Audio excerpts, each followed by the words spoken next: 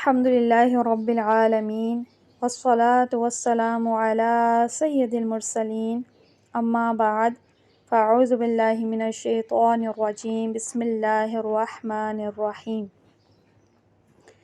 آج سے ہم انشاءاللہ عز و جل اسلام 360 کی ایپ سے ہم صحیح بخاری سے احادیث شروع کریں گے۔ آئیے حدیث نمبر 1 کا مطالعہ کرتے ہیں۔ آپ صلی اللہ تعالیٰ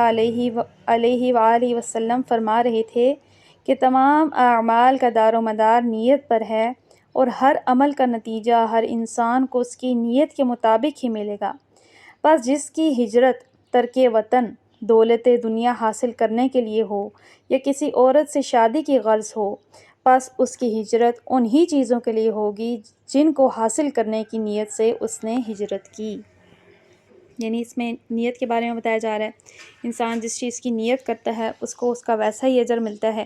اب مثال کے طور پہ ہجرت کرنا ایک عمل ہے۔ اگر کوئی خالص دین کے لیے کرے، اپنے دین کو بچانے کے لیے کرے یا دین کی خاطر کرے تو اس کو اس کا اجر ملے گا۔ اگر کوئی کسی دنیاوی غرض سے کرے، جیسے اس میں بتایا جا رہا ہے دنیا کا مال حاصل کرنے کے لیے یا کسی سے شادی کرنے کی غرض سے، تو اس کی ہجرت اسی وجہ سے ہوگی، یعنی اس کو ویسا ہی اجر ملے گا جیسی اس نے نیت کی ہوگی۔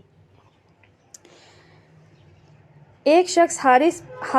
بن ہشام نامی نے نبی کریم صلی اللہ تعالیٰ علیہ وآلہ وسلم سے سوال کیا تھا کہ یا رسول اللہ، آپ پر وحی کیسے نازل ہوتی ہے؟ یعنی سوال کیا کہ یہ جو عظیم کتاب ہے جو قرآن کی صورت میں جو ہے آپ پر نازل ہوئی، اس کے حوالے سے جو وحی کے ذریعے سے جو نازل ہوتی تھی، اس بارے میں پوچھا گیا کہ یہ کیسے نازل ہوتی ہے؟ تو آپ صلی اللہ تعالیٰ علیہ وسلم نے فرمایا کہ وحی نازل ہوتے وقت مجھ کو گھنٹی کی سی آواز محسوس ہوتی ہے، اور وحی کی کیفیت مجھ پر بہت شا گزرتی ہے۔ جب یہ کیفیت ختم ہوتی ہے تو میرے دل اور دماغ پر اس فرشتے کے ذریعے نازل شدہ وحی محفوظ ہو جاتی ہے، اور کسی وقت ایسا ہوتا ہے کہ فرشتے بشکل انسان میرے پاس آتا ہے اور مجھ سے کلام کرتا ہے۔ تو کیا فرما رہے ہیں کہ وحی کیسے نازل ہوتی ہے؟ فرمایا جب یہ نازل ہوتی ہے تو مجھے ایک آواز سی آتی ہے۔ پھر کیا فرمایا کہ یہ کیفیت آسان نہیں ہے بلکہ آپ پر شا گزرتی ہے، اور جب یہ ختم ہو جاتی ہے تو اللہ کے حکم سے وحی آپ کے دل و دماغ پر نقش ہو جاتی ہے۔ اور کئی دفعہ کیا فرمایا کہ جو فرشتہ ہے وہ بشکل انسان میرے پاس آتا ہے، یعنی انسانی صورت میں میرے پاس آتا ہے، بس میں اس کا کہا ہوا یاد رکھ لیتا ہوں۔ عائشہ رضی اللہ تعالیٰ عنہا کا بیان ہے کہ میں نے سخت کڑاکے کی سردی میں نبی کریم صلی اللہ تعالیٰ علیہ وآلہ وسلم کو دیکھا کہ آپ صلی اللہ تعالیٰ علیہ وسلم پر وحی نازل ہوئی، اور جب اس کا سلسلہ موقوف ہوا تو آپ صلی اللہ تعالیٰ علیہ وآلہ وسلم کی پیشانی پسینے سے شرابور تھی۔ یعنی جب وحی کا سلسلہ ختم ہوتا تو ایسا وہ معاملہ ہوتا کہ اس کے بعد جو ہے آپ کو پسینے طاری ہو جاتے۔ تو اما عائشہ کیا فرماتی ہیں کہ سخت سردی کے عالم میں بھی آپ کو پسینے، جو وحی کے سلسلہ جب موقوف ہوتا تو آپ کو پسینہ آیا ہوتا۔ حدیث نمبر 3 کافی جامع ہے، اس کو ہم کل کے لیکچر میں سنیں گے۔ آئیے حدیث نمبر 4 سنتے ہیں۔ آپ صلی اللہ تعالیٰ علیہ وآلہ وسلم نے وحی کے رک جانے کے زمانے کے حالات کو بیان کرتے ہوئے کہا کہ ایک روز میں چلا جا رہا تھا کہ اچانک میں نے آسمان کی طرف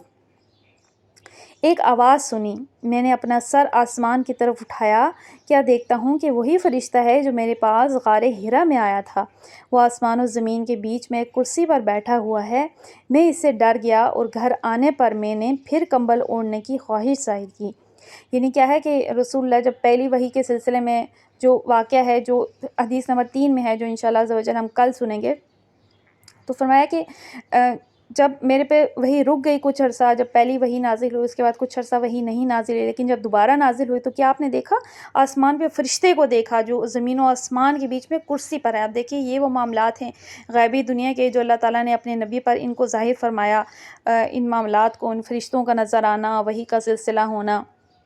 تو کیا فرمایا میں واپس آ گیا، اور میں نے خواہش کی، اپنے یعنی دل میں ایک ڈر سا محسوس کیا کہ میں پھر سے جو ہے لحاف اوڑھ لوں۔ تو پھر اللہ تعالیٰ کی طرف سے یہ آیات نازل ہوئیں، اے لحاف اوڑھ کر لیٹنے والے، اٹھ کھڑا ہو اور لوگوں کو عذاب الہی سے ڈرا، اور اللہ کی بڑائی بیان کر، اور اپنے کپڑوں کو پاک صاف رکھ اور گندگی سے دور رہ۔ اس کے بعد وہی تیزی کے ساتھ پے در پے آنے لگی۔ یہ حدیث جو ہے اس کے راوی آگے بیان کیے گئے ہیں۔ تو یہ وہ آیتیں ہیں سورۃ المدثر کی کہ یا ایھا المدثر قم فانذر وربک فکبر وَثِيَابَكَ فَطَهِّرْ وَالرُّجْزَ فَاهْجُرْ وَلَا تَمْنُن تَسْتَكْثِرْ۔ تو یہ وہ آیتیں ہیں آپ پر نازل ہوئیں کہ اٹھ کھڑا ہو، یعنی آپ جو ہے ڈر سے لحاف اوڑھ لیتے تھے، تو اللہ کی طرف سے حکم ہوا کہ اٹھ کھڑا ہو، اور لوگوں کو یہ حکم، یہ وحی، یہ جو اللہ تعالیٰ کی طرف سے عذاب کا سلسلہ ہوگا، اور جو انعام کی بشارت، عذاب کی بشارت،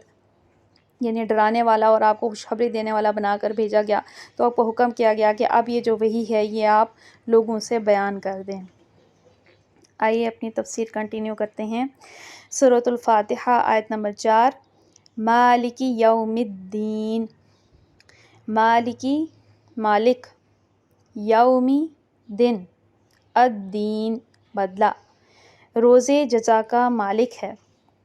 یعنی اس دن کا مالک جب تمام اگلی پچھلی نسلوں کو جمع کر کے ان کے کارنامہ زندگی کا حساب لیا جائے گا اور ہر انسان کو اس کے عمل کا پورا صلہ مل جائے گا۔ اللہ کی تعریف میں رحمان اور رحیم کہنے کے بعد مالک روز جزا کہنے سے یہ بات نکلتی ہے کہ وہ نرا مہربان ہی نہیں بلکہ منصف بھی ہے، اور منصف بھی ایسا با اختیار منصف کہ آخری فیصلے کے روز وہی پورے اختیار کا مالک ہوگا، نہ اس کی سزا میں کوئی مزاحم ہو سکے گا، نہ جزا میں مانع۔ یعنی یہ اللہ تعالیٰ کے جو ہے شان ہے کہ ہم نے کل پڑھا تھا کہ الرحمن الرحیم، کہ بڑا مہربان ہے، بڑا رحم فرمانے والا ہے، لیکن یہاں بتایا جا رہا ہے کہ وہ صرف رحمان الرحیم ہی نہیں بلکہ روز جزا کا رب بھی ہے، یعنی وہ انصاف کے دن کا رب بھی ہے، وہ منصف ہے۔ لہٰذا ہم اپنے عمل درست کر لیں، کیونکہ وہ صرف رحمان الرحیم ہی نہیں ہے بلکہ وہ انصاف بھی کرے گا، لوگوں کو ان کے عمل کے مطابق جزا دے گا، وہ جزا کے دن کا مالک ہے۔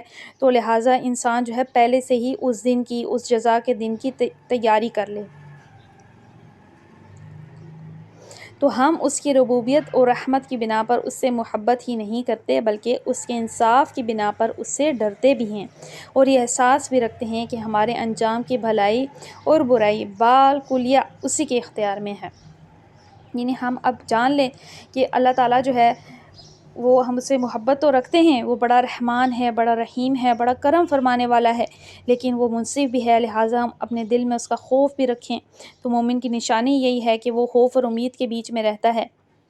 اور ہم یہ جان لیں کہ ہمارا جو بھی انجام ہونا ہے آخرت میں وہ سارا اسی کے اختیار میں ہے، وہی جانتا ہے، وہی ہمارے انجام سے واقف ہے، اور یہ سب اسی کے اختیار میں ہے۔ آیت نمبر 5۔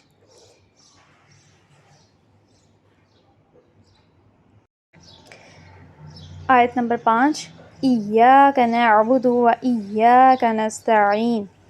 ایاک صرف تیری، نعبد ہم عبادت کرتے ہیں، اور ایاک صرف تجھ سے، نستعین ہم مدد چاہتے ہیں، ہم تیری ہی عبادت کرتے ہیں اور تجھی سے مدد مانگتے ہیں، ہم تیری ہی عبادت کرتے ہیں۔ عبادت کا لفظ بھی عربی زبان میں 3 معنوں میں استعمال ہوتا ہے، یعنی جیسے ہم نے سنا تھا شروع میں کہ رب کا لفظ عربی میں 3 معنوں میں استعمال ہوتا ہے، ایسے عبادت کا لفظ بھی 3 معنوں میں استعمال ہوتا ہے۔ نمبر 1 پوجا اور پرستش، نمبر 2 اطاعت اور فرمانبرداری، نمبر 3 بندگی اور غلامی۔ اس مقام پر تینوں معنی بیک وقت مراد ہیں، یعنی ہم پرستار بھی ہیں، مطیع فرمانبردار بھی ہیں اور بندہ غلام بھی۔ اور بات صرف اتنی ہی نہیں ہم تیرے ساتھ یہ تعلق رکھتے ہیں، بلکہ حقیقت یہ ہے کہ ہمارا تعلق صرف تیرے ہی ساتھ ہے۔ ان تینوں معنوں میں سے کسی معنی میں بھی کوئی دوسرا ہمارا معبود نہیں ہے، یعنی تینوں جو معنی ہیں، ہم پوجا پرستش اسی کی کرتے ہیں، اطاعت فرمانبرداری بھی اپنے رب کی ہی کرتے ہیں،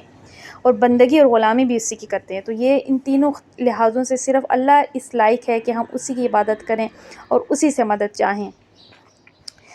اور تجھی سے مدد چاہتے ہیں، یعنی تیرے ساتھ ہمارا تعلق محض عبادت ہی کا نہیں بلکہ استعانت کا تعلق بھی ہم تیرے ہی ساتھ رکھتے ہیں۔ ہمیں معلوم ہے کہ ساری کائنات کا رب تو ہی ہے، اور ساری طاقتیں تیرے ہی ہاتھ میں ہیں،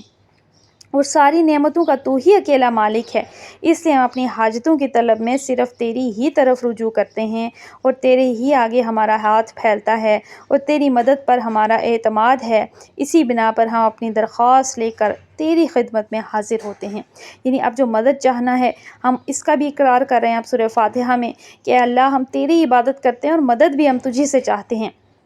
تو یہ ہم فرما رہے ہیں کہ گویا تمام کلی اختیار صرف اللہ کے ہاتھ میں ہے، اس کی سلطنت میں کوئی اس کا شریک نہیں ہے، لہٰذا ہم جو ہے عبادت بھی اسی کی کریں اور مدد بھی اسی سے چاہیں۔ اب اس آیت کی تفسیر میں کئی ساری اور تفسیریں ہیں، جیسے احسن البیان، اس میں ان کا کافی جامع بیان ہے، جس میں جو عوام میں کچھ غلط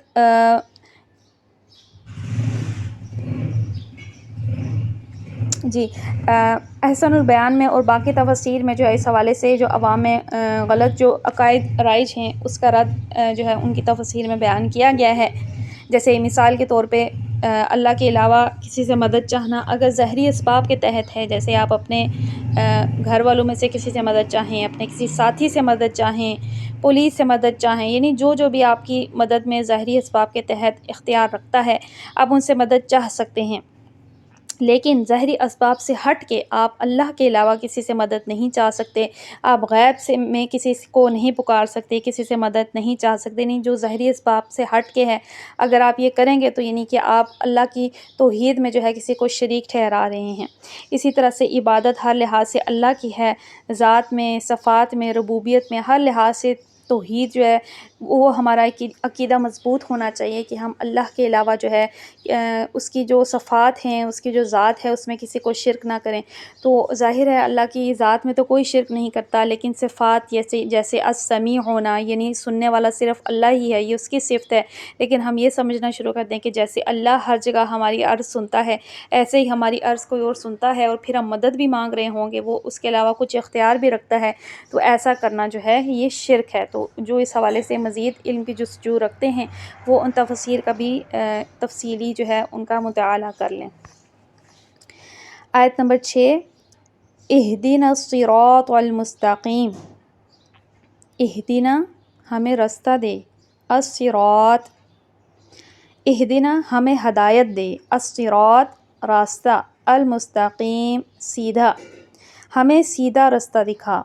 یعنی زندگی کے ہر شعبے میں خیال اور عمل اور برتاؤ کا وہ طریقہ ہمیں بتا جو بالکل صحیح ہو، جس میں غلط بینی اور غلط کاری اور بدنامی کا خطرہ نہ ہو، جس پر چل کر ہم سچی فلاح و سعادت حاصل کر سکیں۔ یہ ہے وہ درخواست جو قرآن شروع کرتے ہوئے بندہ اپنے رب کے حضور پیش کرتا ہے۔ اس کی گزارش یہ ہے کہ آپ ہماری رہنمائی فرمائیں اور ہمیں بتائیں کہ قیاسی فلسفوں کی اس بھول بھلیاں میں حقیقت نفس الامری کیا ہے، اخلاق کے ان مختلف نظریات میں صحیح نظام اخلاق کون سا ہے، زندگی کے ان بے شمار پگڈنڈیوں کے درمیان فکر و عمل کی سیدھی اور صاف شاہراہ کون سی ہے۔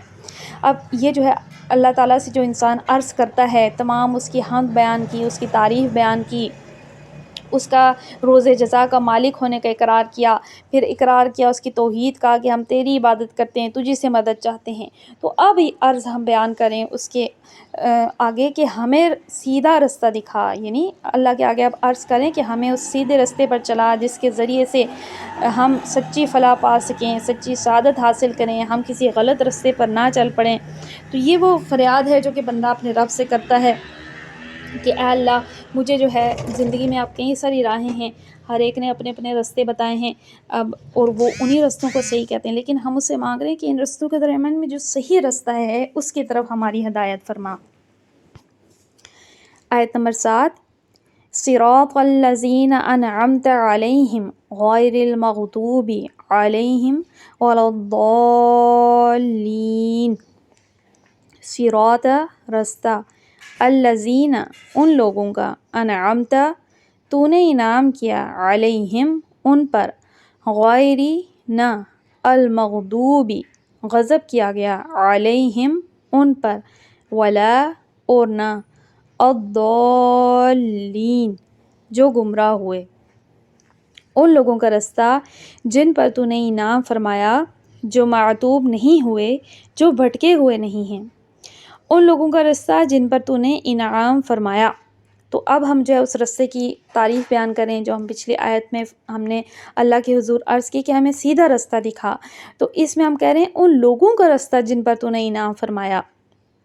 تو یہ اس رستے کی تعریف ہے جس کا علم ہم اللہ تعالیٰ سے مانگ رہے ہیں، یعنی وہ رستہ جس پر ہمیشہ سے تیرے منظور نظر لوگ چلتے رہے ہیں، وہ بے خطا رستہ کہ قدیم ترین زمانوں سے آج تک جو شخص اور جو گروہ بھی اس پر چلا وہ تیرے انعام کا مستحق ہوا اور تیری نعمتوں سے مالا مال ہو کر رہا۔ تو انہیں اب ہم اللہ تعالیٰ سے عرض کریں کہ وہ رستہ جس پر وہ لوگ چلے کہ جن پر تیرا انعام ہوا، جو کہ تیری حقیقی جو نعمتیں ہیں، اخروی نعمتیں ہیں، ان تک جو پہنچے، اور وہ جو ہے دنیا میں اللہ تعالیٰ نے ان کو کامیاب فرمایا، اور آخرت میں اللہ تعالیٰ نے ان کو انعام کا مستحق ٹھہرایا۔ اب ضروری نہیں ہے کہ دنیا میں انعام کئی صورتوں میں ہو سکتا ہے، ہدایت پا جانا، ہدایت کے راستے کی پیروی کرنا، یہ دنیا کا انعام ہے، اور آخرت کی حقیقی نعمتیں پا لینا یہ آخرت کا انعام ہے۔ تو یہ اب رستہ کون سا ہے؟ اللہ کے نبیوں کا رستہ ہے، جو کہ ہمیشہ سے توحید کی تعلیم دیتے رہے ہیں۔ اسلام کا جو اصل پیغام ہے وہ لا الہ الا اللہ ہے، کہ اللہ کے سوا کوئی الہ نہیں ہے۔ حضرت ابراہیم علیہ السلام کا رستہ، یعنی کہ ان پچھلے لوگوں کا ہم رستہ مانگ رہے ہیں جو کہ ہمیشہ سے اس ہدایت کے رستے پر، اس توحید کے رستے پر چلے، یعنی ان کے بارے میں قرآن میں جگہ جگہ لکھا ہے کہ وہ جو ہے ایک اللہ کے پکارنے والے تھے، ایک اللہ کو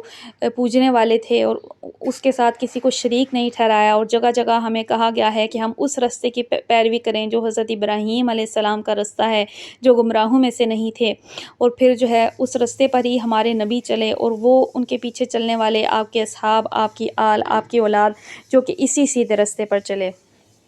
آگے فرمایا جا رہا ہے جو معتوب نہیں ہوئے، جو بھٹکے ہوئے نہیں ہیں، یعنی انعام پانے والوں سے ہماری مراد وہ لوگ نہیں ہیں جو بظاہر عارضی طور پر تیرے دنیاوی نعمتوں سے سرفراز ہوتے ہیں، مگر دراصل وہ تیرے غضب کے مستحق ہوا کرتے ہیں۔ تو اب یہاں پہ ہم عرض کریں کہ ہماری مراد وہ لوگ نہیں ہے کہ انعام جن پہ دنیا کا انعام ہوا۔ دنیا میں تو کئی لوگ ہیں، آج بھی دیکھیں بڑے بڑے بلینرز ہیں، لیکن انجام کیا ہے ان کا؟ اگر وہ ہدایت کے رستے تک، اپنی موت تک نہیں انہوں نے سیدھے رستے کی پیروی کی، ایک سچے دین پر نہیں چلے، تو ان کا انجام کیا ہونا ہے؟ ان کا تو غضب ناک انجام ہونا ہے، وہ تو گمراہ رستے پر چل رہے ہیں۔ تو کیا فرمایا جا رہا ہے؟ اور وہ لوگ جو تیرے غضب کے مستحق ہوا کرتے ہیں اور اپنی سعادت کی راہ گم کیے ہوئے ہیں، یعنی ان کو معلوم ہی نہیں ہے کہ اصل رستہ کون سا ہے۔ اس سلبی تشریح سے یہ بات خود کھل کر اس انعام سامنے آ جاتی ہے کہ اس انعام سے ہماری مراد حقیقی اور پائیدار انعامات ہیں جو راست روی اور خدا کی خوشنودی کے نتیجے میں ملا کرتے ہیں، نہ کہ عارضی اور نمائشی انعامات جو کہ پہلے بھی فرعونیوں اور نمرودوں اور قارونوں کو ملتے رہے ہیں، آج بھی ہماری آنکھوں کے سامنے بڑے بڑے ظالموں اور بدکاروں اور گمراہوں کو ملے ہوئے ہیں۔ یعنی دیکھا جائے تو قارون کے خزانے، قارون کو تو اتنے خزانے عطا ہوئے تھے کہ آج دنیا میں کوئی بڑے سے بڑا، کوئی امیر ترین شخص بھی ہے تو وہ اس تک نہیں پہنچ سکتا۔ اسی طرح سے فرعون کی حکومت، نمرود کی حکومت، تو یہ وہ ظالم لوگ تھے، جبار لوگ تھے، جن کو ہم دنیا یہ سمجھتی ہے کہ میں بھی ان کو دنیا میں انعام ملا ہوا ہے، یہ کتنے جو ہے نعمتوں میں رہ رہے ہیں۔ تو ہم اس میں کہہ رہے ہیں کہ یا اللہ ہماری مراد وہ نعمتیں نہیں ہیں، بلکہ ہماری مراد تو آخرت کی جو حقیقی پائیدار نعمتیں، آخرت کی زندگی ہے، ہماری مراد تو وہ ہے، کیونکہ دنیا کی تو فانی زندگی ہے، اس کی نعمتیں بھی فانی ہیں، چند روزہ ہیں، بڑی سے بڑی نعمتیں بھی ہیں، اگر سچی ہدایت نہیں ہے تو وہ سب گم ہو جائیں گی، اور اس کے بدلے میں جو ہے آخرت کا جو ہمیشہ کا دائمی عذاب ہے وہ ہوگا۔ تو ہم اللہ سے کہہ رہے ہیں کہ اللہ ہم وہ نعمتیں نہیں مانگ رہے، بلکہ ہم ان لوگوں کا رستہ مانگ رہے ہیں جن پر تیرا انعام ہوا، یعنی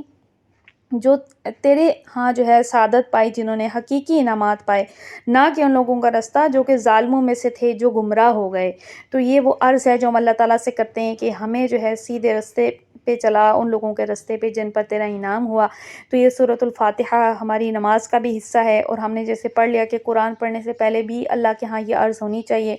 تو ہم نے جیسے کل نیت کی تھی کہ ہم ہر نیک و جائز کام سے پہلے بسم اللہ الرحمن الرحیم پڑھیں گے، آج یہ بھی نیت کرتے ہیں اپنی نمازوں میں خشوع و خضوع کے ساتھ، سچی طلب لے کر، اور دل میں جو ہے ہر ایک ایک آیت کے ایک ایک معنی پر غور و فکر کر کے ہم اپنی نمازوں کو عطا کریں گے، تاکہ ہم اپنی نمازوں میں خشوع و خضوع پا سکیں۔ قرآن پڑھنے سے پہلے بھی ہم یہ دعا اللہ کے حضور کریں گے تاکہ ہم جو پڑھیں اس میں ہمیں ہدایت عطا ہو، ہمیں سیدھا رستہ عطا ہو۔ میں بھی نیت کرتی ہوں، آپ سب بھی نیت کر لیں کہ ہم اپنی نمازوں کو خصوصیت کے ساتھ فاتحہ کی برکت سے خوبصورت بنائیں گے، اور قرآن کی تلاوت سے پہلے بھی ہم یہ عرض، یہ دعا اللہ کے حضور پیش کریں گے۔ اللہ تعالیٰ سے دعا کرتے ہیں جو ہم نے نیتیں کی ہمیں عمل پیرا ہونے کی توفیق عطا فرمائے، اس کتاب کو ہمارے لیے سچی ہدایت کا رستہ بنا دے، اور ہمیں سیدھے رستے کی پیروی کرنے کی توفیق عطا فرمائے۔ آئیے محفل کے اختتام کی دعا پڑھ لیتے ہیں۔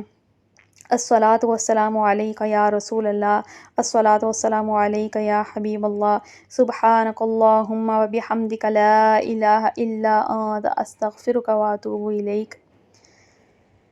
بسم اللہ الرحمن الرحیم وصلی اللہ علی محمد الصلاۃ والسلام علیک یا حبیب اللہ وعلی آلک واصحابک یا نور اللہ۔